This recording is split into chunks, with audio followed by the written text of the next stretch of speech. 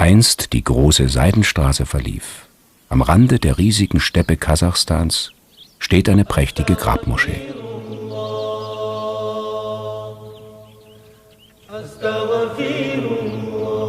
Bis heute verehrt und besingt man hier einen Mann, der Hodja Ahmed Yassawi hieß.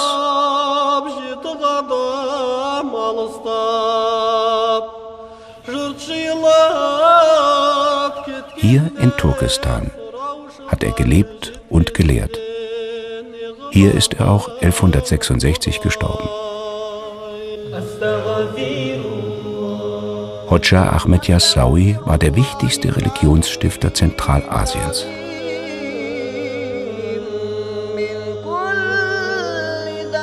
Er war es, der vor langer Zeit den Kasachen den Islam nahebrachte.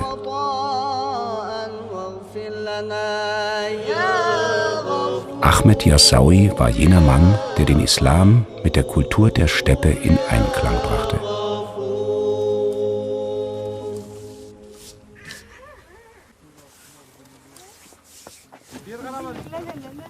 Scheinbar unendlich, die Steppe Kasachstans.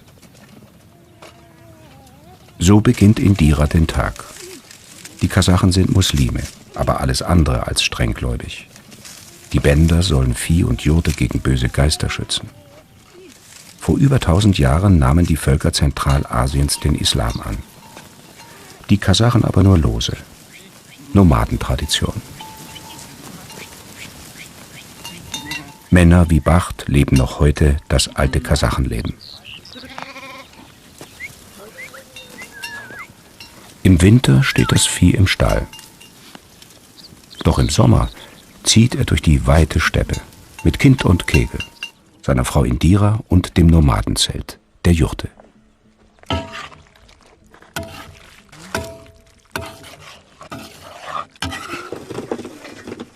Heute ist ein besonderer Tag. Aus der fernen Stadt sind Oma und Tante eingetroffen. Weitere Gäste werden erwartet. Feststimmung kommt auf. Nur Indira hat sehr viel Arbeit, obwohl es eigentlich ihr Festtag ist.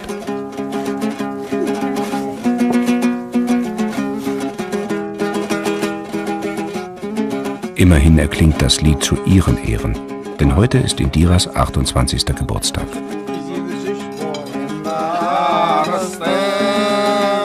Alle haben den Weg zur Jurte problemlos gefunden, obwohl sie mitten im Nirgendwo der Steppe steht.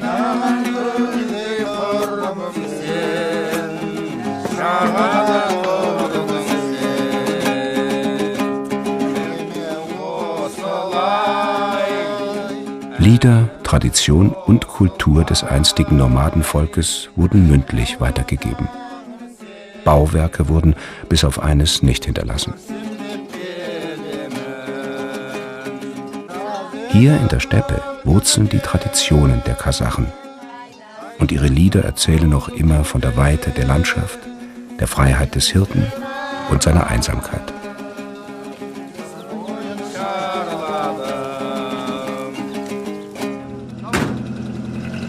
Der Bruder wird für einige Tage aufs Vieh aufpassen, denn Bacht schenkt seiner Frau eine Reise.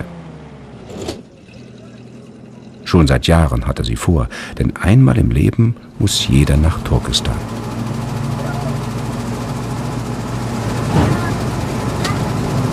Nun also 4 Tage Urlaub von der Jurte. Die Kinder und Oma und Opa sind auch dabei, bei der Pilgerfahrt nach Turkestan.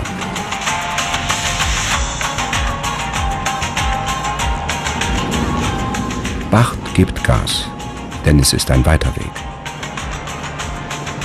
Durch den Staub der Steppe und über schnurgerade Straßen bis nach 600 Kilometern im äußersten Süden Kasachstans die Kleinstadt Turkestan erreicht ist.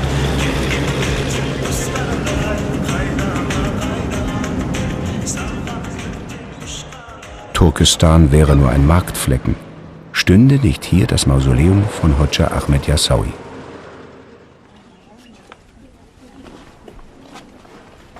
Turkestan ist der wichtigste Pilgerort Zentralasiens. Von weit her kommen die Menschen, denn hier liegt der Ahnherr des Sufismus begraben, jener Richtung des Islam, die in Zentralasien vorherrscht. Ahmed Yasawi ist als Heiliger des einfachen Volkes bis heute hoch verehrt.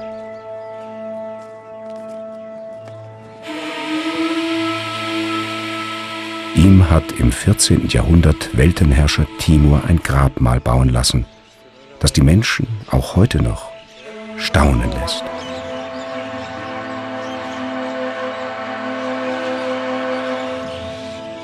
»30 Meter hoch wölbt sich der Bogen der Portalhalle.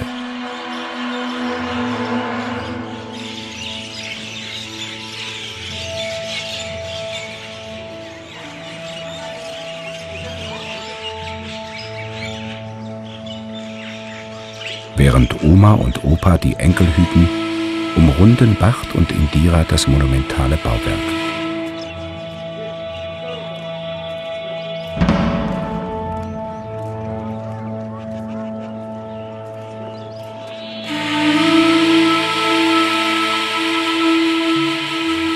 »40 Meter hoch thront die große Kuppel. Reitern aus der Steppe wies sie schon aus 40 Kilometern Entfernung den Weg. Opulent und zugleich filigran ist auf den Ziegelsteinfassaden ein Mosaik glasierter Kacheln aufgebracht. In Turkestan steht eines der schönsten Bauwerke der timuridischen Zeit. Der große Timur, er liebte die Macht und die Baukunst. Im 14. Jahrhundert beherrschte er ganz Zentralasien und die halbe Welt. Er baute nicht nur zu Ehren des Toten Heiligen. Hier am Steppenrand sollten einfallende Heere vor Ehrfurcht erstarren. Architektur als Warnung. Angreifer, schaut auf unsere Bauwerke.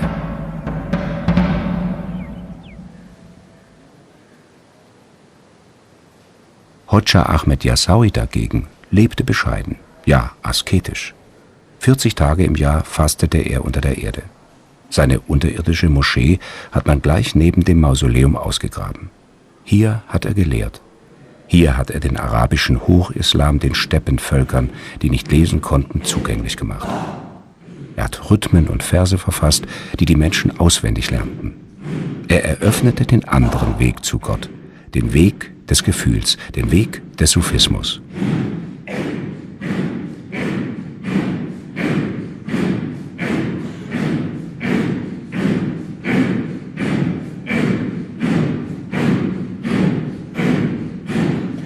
Bis heute treffen sich jeden Abend um 8 die Sufis in der Moschee von Turkestan zum Sikr, dem sufistischen Gottesdienst, wie Hoxha Ahmed Yasawi ihn einst erdachte. Es gibt stille, leise, laute Formen des Sikr, mit Gesang oder ohne.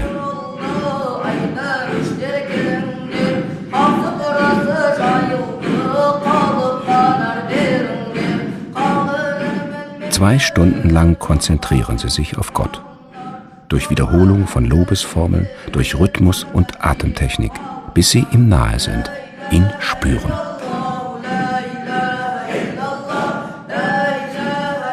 Vorislamische Geisterbeschwörung oder Schamanentum hat Yasawi einfach einbezogen.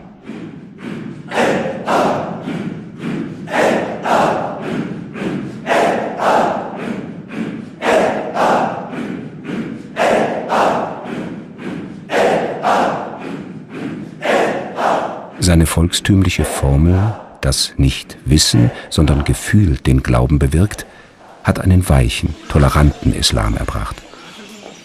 In Kasachstan ist er eher Alltagsbrauch, Volkstum.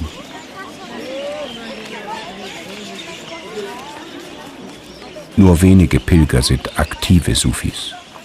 Die meisten sind eher Ausflügler. Es kommen Mädchen aus der Großstadt und Bäuerinnen vom Land. Sie alle suchen nach den 70 gottlosen Jahren der Sowjetzeit am Grab Yasawis etwas Besinnung und kasachische Identität. Auch diese jungen Männer, Yeldus, Samat, Altinbek und die anderen, sind Berufsmusiker. Sie haben den Chor Yasawiya gegründet, der die Gedichte des Volksheiligen intoniert.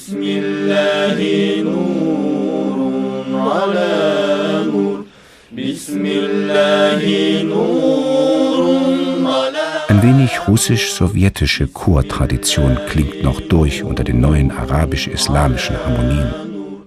Es ist eine neue Musik, keine alte. Eine Musik auf der Suche.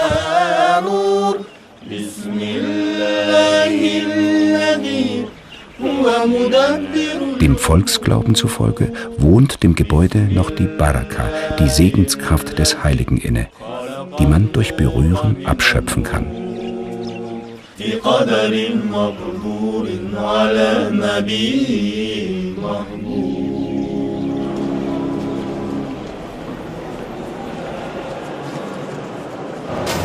Im Innern des Gebäudes beten die Pilger kurz am Kasan, einem 2 Tonnen schweren, kunstvollen Bronzebecken, das Timur selbst entwarf und worin einst gesüßtes Wasser für die Pilger bewahrt wurde. Doch Bacht und seine Familie zieht es in den hintersten Teil des Mausoleums, wo sich die Grabkammer befindet.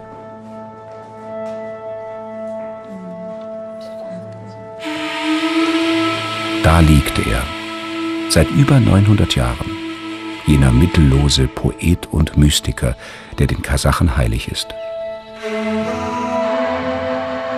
Über seiner Grabkammer ragt eine eigene Kuppel. In Türkis, in den blauen Himmel Kasachstans.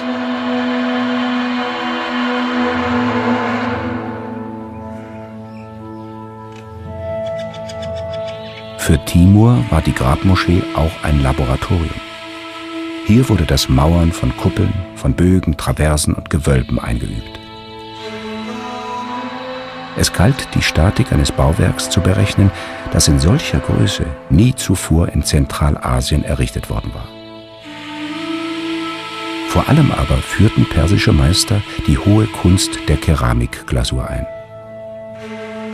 Hier wurde er ausprobiert, der blaue Glanz der Kuppel, der später dann in Timurs Hauptstadt Samarkand erstrahlen sollte.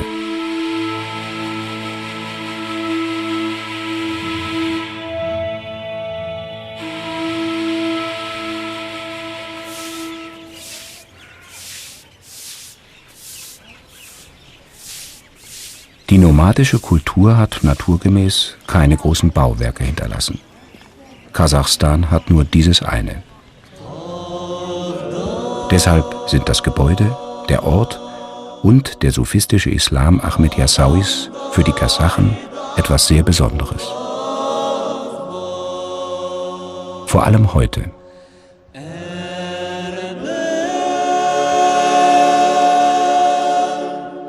Seit die Sowjetmacht zu Staub verfiel, mit all ihren Werten, fragen sich die Menschen, wer sind wir?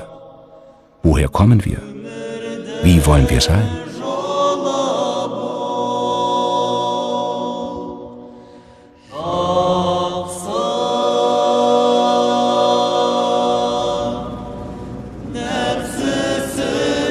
Vier Tage war das Vieh ohne seine Aufsicht. Bacht will jetzt schnell zurück in die Steppe.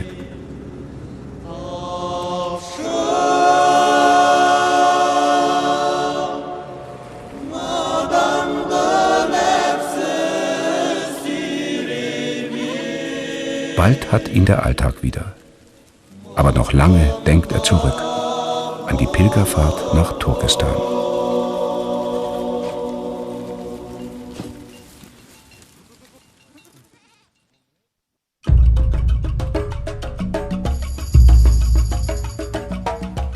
Weitere Informationen zu unserer Reihe finden Sie im Internet unter www.schätzederwelt.de.